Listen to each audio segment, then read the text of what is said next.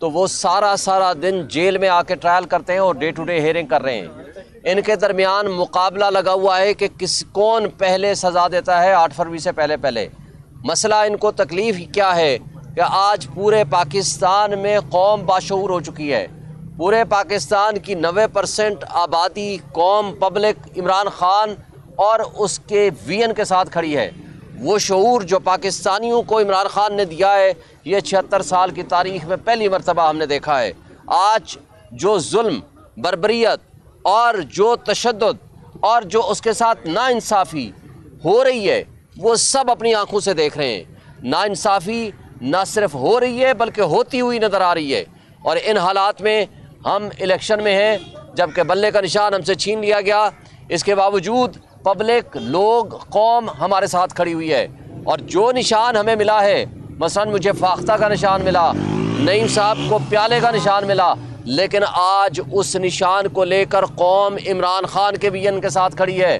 आज जिस अंदाज से इलेक्शन कमीशन ऑफ पाकिस्तान हो या इदारे हों या मुनसिफ हों जो इस वक्त जेल में बैठ के ट्रायल कर रहे हैं, ये सब नाइंसाफ़ी के लिए अपनी तमाम सलाहियतें बरूए कार ला रहे हैं। ये पाबंद हैं आइन और क़ानून के, लेकिन आइन और क़ानून की पामाली हम सब की आंखों के सामने होती हुई नज़र आ रही है। ये वो जुल्म है जिसको पाकिस्तान की कौम कभी बर्दाश्त नहीं करेगी। देखें, जुल्म के साथ कभी मुआशरा नहीं रह सकता कायम, कुफ्र के साथ रह सकता है। आज जो जुल्म हो रहा है, हर जगह नाइंसाफ़ी है, हर जगह पे हर तरह से की नाइंसाफ़ी है। ख़ाह वो इलेक्शन का मामला हो, ख़ाह लोगों के साथ रवैयों का मामला हो, ख़ाह पंजाब पुलिस के रवैये हों या पाकिस्तान की पुलिस के रवैये हों, आज जुर्म सिर्फ़ एक है, वो है कि पीटीआई का वर्कर होना, पीटीआई का हिमायत याफ्ता होना, वो सबसे बड़ा जुर्म है। अगर आप पीटीआई के नहीं हैं तो जितने बड़े करप्ट हैं तो आपको हर लिहाज से पाक साफ किया जाएगा। इमरान खान ने 1 साल पहले कह दिया था कि ये लंदन प्लान और लंदन एग्रीमेंट का हिस्सा है कि इमरान खान को जेलों में डाला जाएगा, उसको नाअहल किया जाएगा और उसके साथ साथ पार्टी को डिसमेंटल किया जाएगा और उसके साथ उस लाडले को, शहबाज शरीफ और नवाज शरीफ और उनके सारे मुकदमात ख़त्म किए जाएंगे और फिर इलेक्शन होगा। लेकिन उसने चौथी बात भी की थी, जब वो इलेक्शन होगा तो इंशाअल्लाह हम ही जीतेंगे, पीटीआई ही जीतेगी। हम बजा तौर पर ये समझते हैं कि ये जो कुछ आज हो रहा है ये सब गलत है। इसका नुकसान हमारे मुल्क को होगा, हमारे मुल्क की इकाइयों को होगा, हमारे मुल्क की मईशत को होगा, हमारे 25 करोड़ आवाम को होगा। हमारा डॉलर इनफ्लो नहीं हो सकता, हमारे मुल्क में इन्वेस्टमेंट नहीं आ सकती जब तक सियासी अदम इस्तेहकाम ख़त्म ना हो, जब तक एक स्ट्रॉन्ग डेमोक्रेटिक गवर्नमेंट ना आ जाए।